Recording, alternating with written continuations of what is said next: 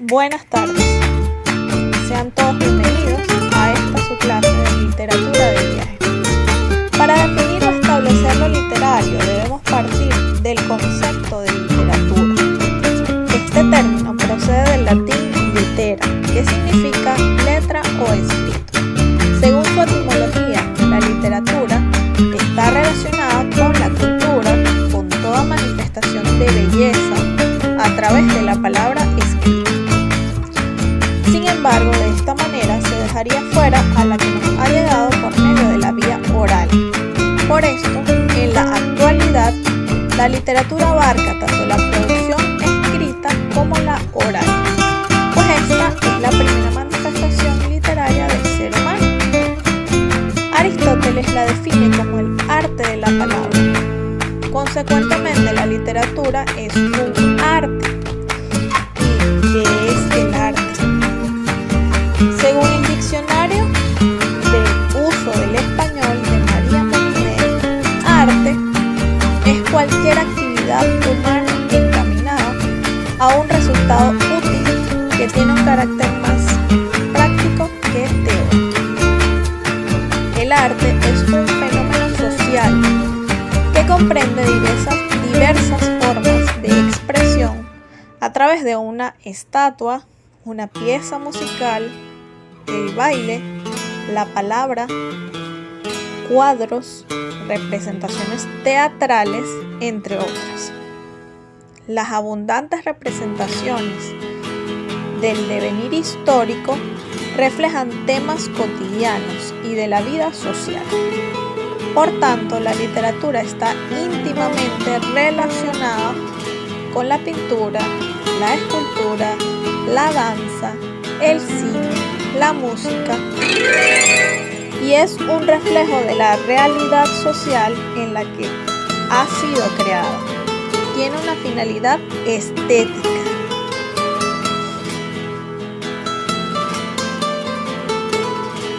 Revalorización de los elementos del texto literario. El lenguaje literario no es totalmente diferente del habla común. Pretende crear un significado que va más allá de la simple comunicación, es decir, un metalenguaje personal. Por eso es ambiguo, pues posibilita una polisemia de significados. Por esta razón, el lenguaje poético no tiene estructuras exclusivas.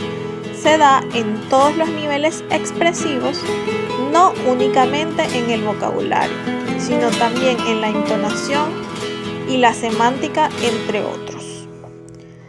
Lo que lo hace diferente es su función. Esta depende del propósito y del contexto en el que se da. La estructura de la lengua literaria está dada por la externa y la interna. La primera, es decir, la externa, nos referimos a su esqueleto o armazón. Así, por ejemplo, un poema puede dividirse en estrofas y una obra de teatro se divide en actos. Aquí radica la diferencia con el lenguaje común. En cuanto a su estructura interna, está conformada por dos planos, ya que es un signo lingüístico, y este se compone de significante y significado. Según Edward Sapir, un lingüista estadounidense, el significante es el plano de la expresión y el significado es el plano del contenido. La interrelación de estos dos planos se manifiesta en la estructura de la obra literaria. Toda obra literaria es producto de un acto de comunicación, el cual une al lector de diferente época y lugar con el autor de la producción. En un texto literario, las palabras tienen la facultad de despertar en el lector una gama de emociones y sentimientos que le hacen vivir y recrear imágenes. Aun cuando el universo literario sea ficticio, guarda una estrecha relación con el mundo real. El arte radica en la manera como el autor transfiere esta realidad a su obra. El plano de la expresión está conformado por los siguientes niveles. Primero, nivel fónico. Comprende la entonación y los acentos, especialmente el ritmo para la poesía y los fonemas para la rima. Nivel morfológico.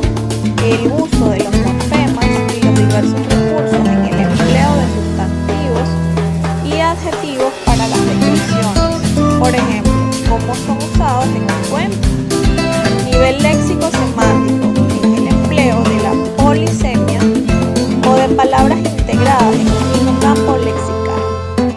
El plano del contenido está constituido por la ficción literaria, por las experiencias del autor de la obra, por su entorno sociocultural, por su manera de ver la vida. Todo esto determina el producto literario. La interrelación de los planos mencionados define el estilo. Este es el conjunto de características que hacen el prototipo de un autor, una época o un género literario.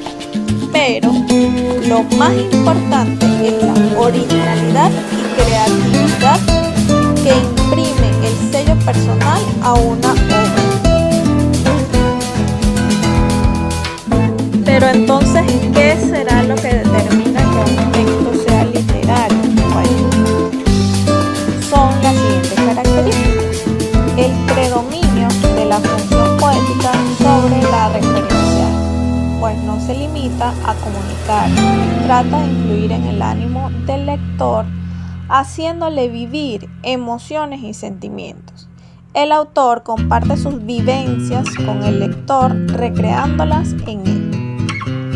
Por otro lado, es completamente ambiguo el texto literario. En esto reside su riqueza de interpretación. También es eminentemente connotativo, produciendo diversas posibilidades de interpretación de acuerdo con el contexto literario y personal del lector. La connotación es la esencia del lenguaje literario, ya que este es plurisignificativo. Por otro lado, tiene abundancia de recursos poéticos, como por ejemplo las figuras literarias. La sintaxis es más flexible. El orden de los elementos puede variar. El vocabulario es preciso e insustituible. Una palabra no puede ser reemplazada por otra, pues cambia la fuerza expresiva aunque sea la misma idea. Por otro lado, tiene carga emotiva. Tiene disposición de sus elementos en forma armoniosa, producto de la buena combinación de las palabras. El mensaje crea su propia realidad, diferente de la realidad circundante. Puede ser explicado y descrito, pero no comprobado. Y por último, es un texto simbólico.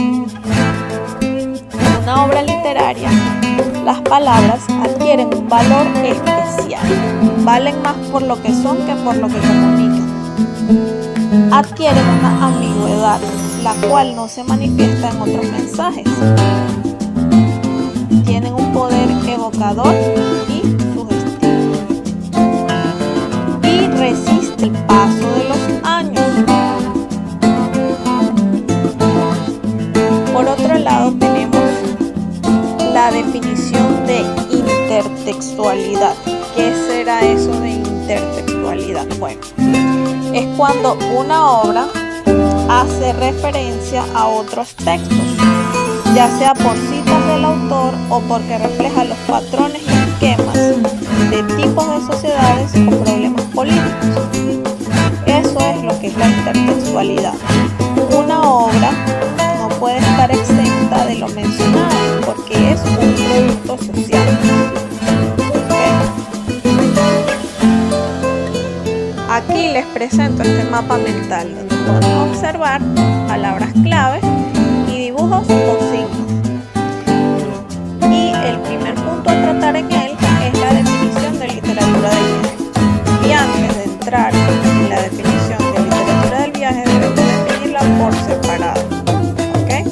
La literatura, como bien les comenté anteriormente, es el arte que emplea como medio de expresión la palabra hablada o escrita. Esto según María Molina. Otro concepto puede ser: la literatura son las producciones del entendimiento humano que tienen por fin último expresar lo bello por medio de la palabra.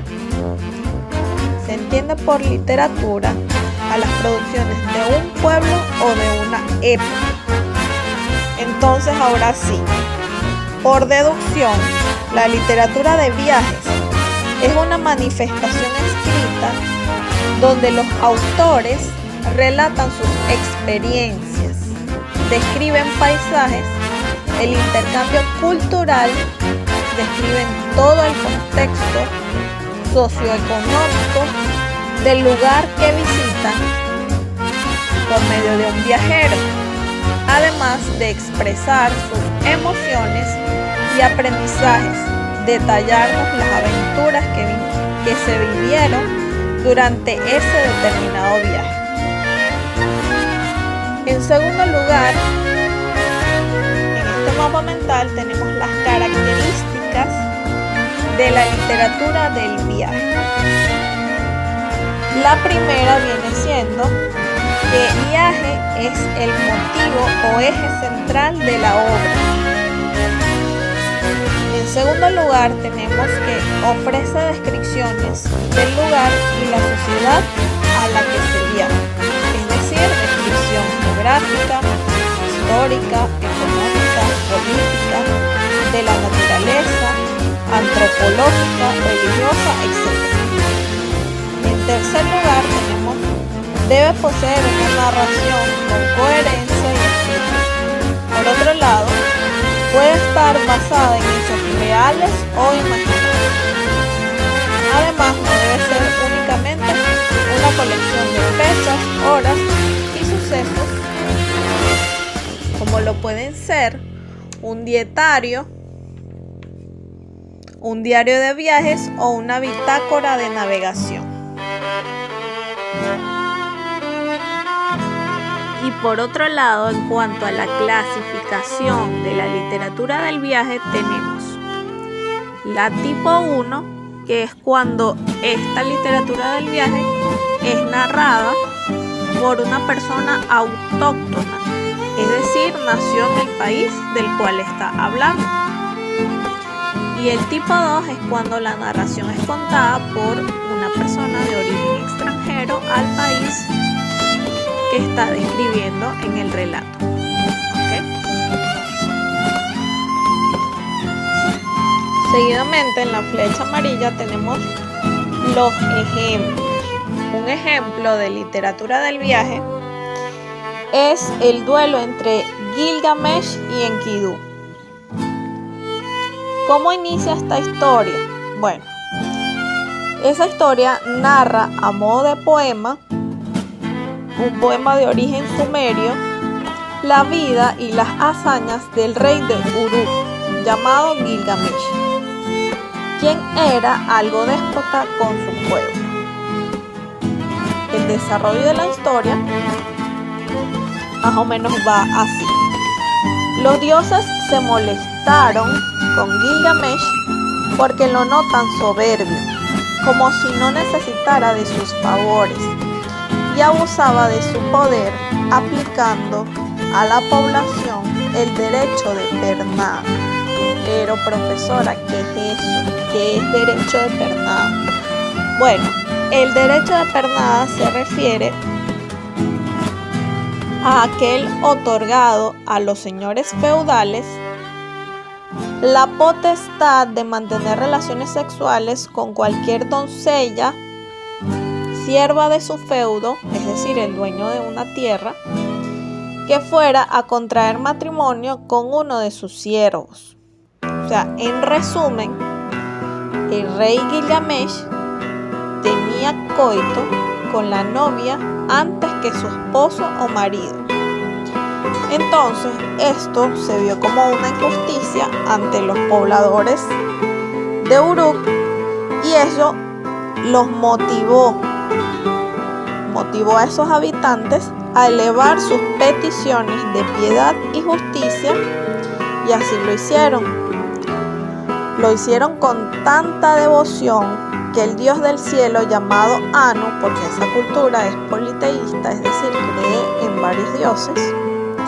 Entonces, el dios del cielo, Anu, los escuchó y decidió que le pediría a su esposa, la diosa Aruru, también llamada Ki, que creara a un ser con la misma fuerza o más que Gilgamesh, creando así a Enkidu.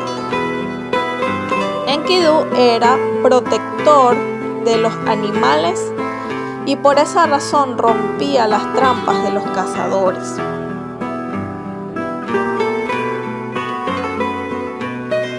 Un día, un cazador descubrió a Enkidu con su manada y vio su descomunal fuerza. Notó que era él quien deshacía las trampas para cazar sus animales. Por esta razón fue a buscar consejo de Gilgamesh a pedirse ayuda.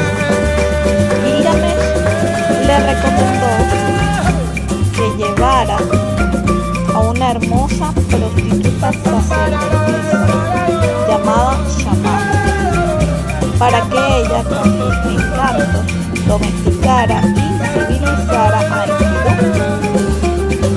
Y así lo logró. Enkidu no se pudo volver con su manada de animales y se fue junto a Shaman. ¿Por qué no pudo regresar con su manada?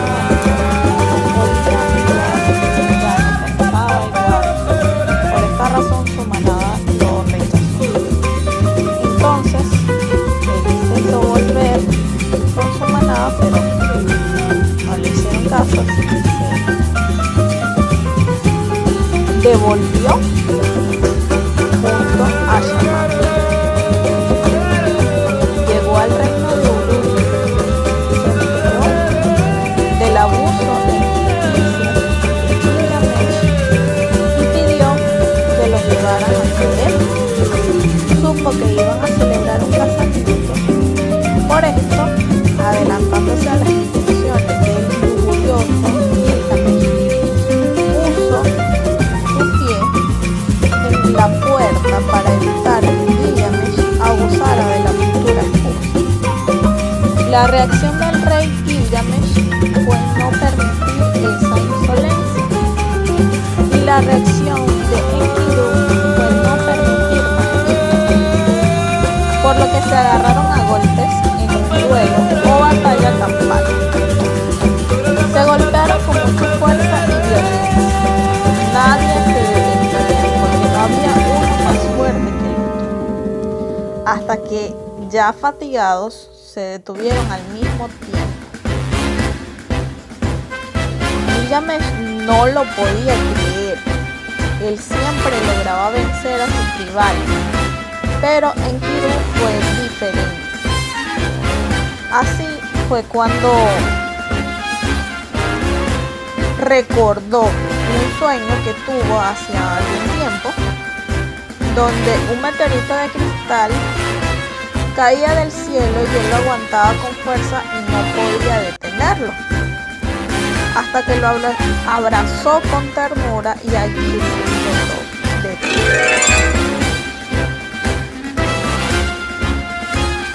Su madre, la diosa Ninsu, le dijo a Gilgamesh que un buen día se iba a encontrar o a enfrentar a alguien igual en fuerza y poder, que solo podía triunfar si lo amaba y abrazaba como a un hermano, digno a quien amar y respetar. Gilgamesh fue abandonando poco a poco sus prácticas tiránicas y se fue volviendo a ganar el amor de su pueblo. Pero Gilgamesh aún era un poco orgulloso y arrogante. Todavía ansiaba más glorias. Por esta razón propuso a Enkidu ir a realizar grandes hazañas y aventuras juntos, siendo la primera aventura la de enfrentar a Humbaba, el gigante que era el que protegía los árboles del bosque de los cedros. Humbaba no era cualquier gigante, era como una especie, digamos, de demonio protector de los árboles. Él los guardaba, los protegía. Y tenía un aspecto desagradable. Estaba protegido por 7 capas en su cuerpo. Y una de las últimas capas era de gusano. Era asqueroso verlo a la cara porque tenía una barba de gusano. Entonces ellos habían escuchado muchos rumores sobre Humbaba, pero nunca los habían confirmado. Cuando van de camino al bosque de los cedros, el único que sí lo había visto era Enkidu, porque él, como se la pasaba con su manada de animales, él sí lo conocía, pero Gilgamesh nunca lo había visto. Total que cuando van de camino, Gilgamesh siente angustia, siente, digamos, esos nervios de enfrentar. Pero Enkidu lo alienta, lo motiva y bueno, hasta que llega al encuentro con Humbaba. Cuando Gilgamesh lo vio, pues se asustó. Enkidu lo motivó, lo enfrentó, le dio el primer golpe. Luego Enkidu se paralizó, tuvo miedo y Gilgamesh le devolvió el favor de motivarlo. Entre los dos lo golpearon, lo azotaron al punto de que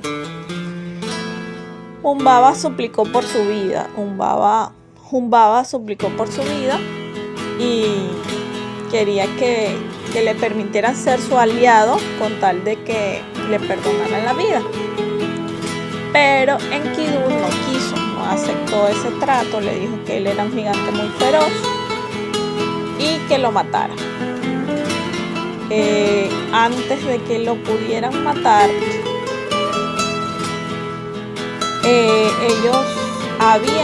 antes de hacer ese viaje, ellos habían pedido y hecho ofrendas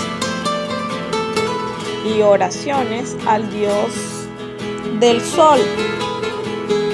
Ese dios del sol se llama Shamash. Bueno, por esa razón, la última estocada final de la pelea contra Humbaba es una acción del dios Shamash que le envía unos fuertes vientos para que lo terminen de derribar. Cuando lo derriban, bueno, lo matan, lo cortan y con la madera de todos los cedros del bosque hacen una puerta grandísima y se la ofrecen al dios del sol. Luego de eso, Gilgamesh va a una especie de río, se baña, se lava las ropas, etcétera, etcétera, y están, bueno, descansando, disfrutando de su victoria. Entonces, mientras él se estaba terminando de arreglar, una diosa lo observó. ¿Qué diosa era esa? Bueno, la diosa Ishtar. Ishtar, también llamada Inanna, es la diosa del amor y de la guerra. Quedó prendada de la belleza de Gilgamesh y le hizo un trato. Ella le ofreció que se hicieran esposos, que ella le ofrecía sus favores y ciertos beneficios como diosa, pero Gilgamesh se rehusó, no quiso aceptar el trato, alegando que ella había tenido varios amantes antes de conocerlo a él, y que si él no era el primero, pues no quería estar con ella. Ella se va molesta, se va despechada, y como ella es hija del dios Anu, dios del cielo, se va a quejar con su papá, despechada, y le dice: bueno, papá, yo necesito una venganza porque Gilgamesh me ofendió, me humilló. Yo quiero que tú les mandes el toro del cielo. El papá, el dios Anu, le dice que no lo ve necesario, que eso sería muchos males para los habitantes de la tierra. Y bueno, no le hace caso a la primera. Como él reaccionó de esa forma, Ishtar le dijo: bueno, si tú no haces lo que yo te estoy pidiendo, yo voy a enviar a los muertos a la tierra de los vivos a una batalla a que se maten. Entonces ahí el padre sí reaccionó ante la amenaza de su hija, también es diosa. Entonces decidió que les iba a mandar el toro del cielo. El toro del cielo es una bestia gigante que está estrechamente relacionada y representa además la sequía. La sequía no solo en las aguas, sino en todo lo que habita la tierra. Se secan las plantas, los frutos, las verduras, etc. Los animales mueren de sed y por ende también las personas, entre otras especies. Entonces mata, digamos, que el toro del cielo genera la muerte. Bueno, el padre decidió enviarles el toro del cielo a Gilgamesh y a Enkidu.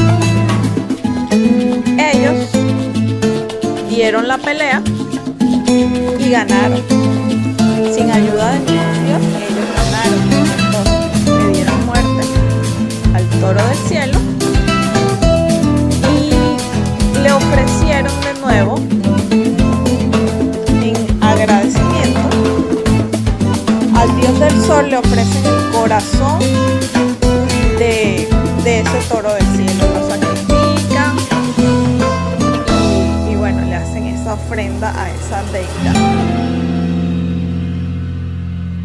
Le ofrecieron esa victoria. Entonces, bueno, hay otros dioses que no son el dios del sol, Shamash, sino otros dioses. Hicieron como una especie de consejo donde se reunieron todos los dioses, todas las divinidades que estaban molestas tanto con Gilgamesh como con Enkidu, porque Gilgamesh seguía como impetuoso y Enkidu, en lugar de darle su merecido a Gilgamesh, se hizo su amigo, porque se trataron con cariño, pues se respetaron, etc. Entonces, digamos que estos dioses vieron que el castigo les había salido el tiro por la culata, pues no lograron su objetivo, digámoslo así. Por esta razón, estaban inconformes y dijeron: necesitamos un castigo que sí les duela a ambos. Y ese castigo fue enviarle una enfermedad mortal a Enkidu, cosa que a su vez castigaba a Gilgamesh, porque significaría la muerte de su hermano querido. Total que antes de que Enkidu enfermara, Gilgamesh tuvo unos sueños de nuevo, unas pesadillas, donde se le revelaba que Enkidu pues se iba a enfermar, etcétera, etcétera. Total que la cuestión sí se llevó a cabo. Enkidu enferma gravemente. Una vez que Enkidu se enferma, él comienza a arrepentirse. Se se arrepiente de muchas hazañas, de algunos enfrentamientos y así. Gilgamesh se lamenta, se siente terrible, se siente mal, se siente culpable y bueno, hace ofrendas a los dioses en favor de Enkidu. Quiere evitar el castigo de Enkidu, pero no lo logra. Entonces, digamos que lo pasan mal. Una vez ocurridos estos acontecimientos, Gilgamesh viaja para volver a visitar a un viejo muy sabio llamado Utnapishtim y a su esposa, que son personas sobrevivientes de un gran diluvio conocido como el diluvio universal o la gran inundación. Pero hay muchos obstáculos para llegar a la zona donde viven ellos. Entre esos obstáculos tienen a los seres escorpión. Son seres mitad hombre, mitad escorpión, venenosos, con un aguijón, etcétera, etcétera. Y estos seres custodian las dos montañas donde el sol se levanta. Cuando Gilgamesh llega frente a ellos, ellos reconocen su valentía y lo dejan pasar, seguir su recorrido y le dan información además de lo que va a enfrentar en el camino. Él logra pasar un valle de sombras bastante peligroso, pero sale airoso. Una vez culminado ese valle de sombras, llega a un jardín que queda frente al mar, frente a la playa. Allí hay una taberna y se encuentra con Siduri. Siduri es la que atiende la taberna, es como la maestra cervecera de la taberna frente a ese jardín. Ella le dice que se divierta, que disfrute, que viva el presente y que no se preocupe por el mañana.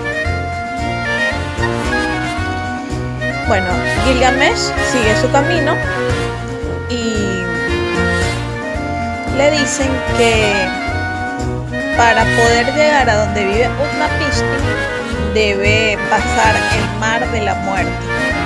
Pero antes de pasar el mar de la muerte están dos gigantes de piedra que son hostiles. Gilgamesh se enfrenta con ellos y los destruye. Una vez que pasó el obstáculo de los gigantes de piedra, se encuentra con otra persona que le da información del viaje y le dice que la única manera de cruzar el mar de la muerte era pasar por encima de esos gigantes de piedra que él ya mató. Así que, como quien dice, no le queda alternativa. Pero le dieron la idea de que cortara 120 remos de trozos de madera y los uniera para construir unas pértigas. Las pértigas son como unas varas inmensas de muchos metros de altura. A él se le ocurre la genial idea de cruzar las aguas de la muerte utilizando las pértigas para saltar ese mar. Lo logra y hasta por fin llega a la zona donde vive Utnapishtim. Se encuentra con él y él le pone una prueba y le dice: bueno, yo te voy a dar el secreto de la inmortalidad para que tú también seas inmortal con una condición. Si tú logras dejar de dormir por 3 días y 3 noches, yo te doy el secreto. Pero él no pasó la prueba, por mucho que lo intentó, se quedó dormido. Y se iba a regresar a su casa con las manos vacías y con ese fracaso. De no ser por la esposa de Utnapishtim, que le dijo: bueno, pero él ya enfrentó muchos obstáculos para llegar aquí y si no le das ese secreto porque no logró pasar la prueba, por lo menos dale algo para que no llegue con las manos vacías a su tierra y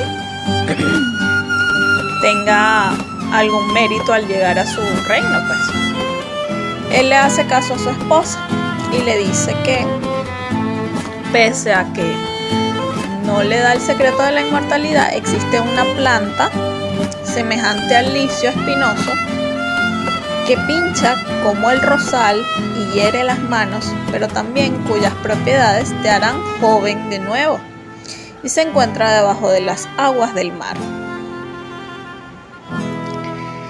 Gilgamesh se decide a buscar la planta bajo el mar, la encuentra.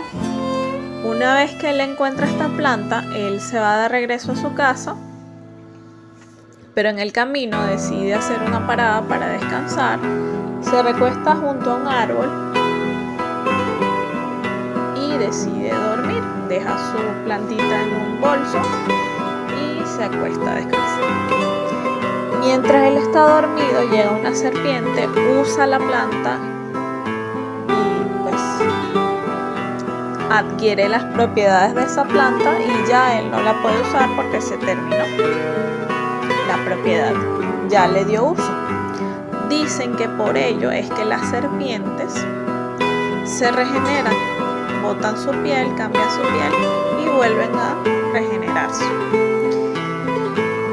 Luego él regresa a su reino lamentándose de haber perdido esta planta, y aunque no logró la inmortalidad física, logró ser reconocido durante muchísimo tiempo por su pueblo.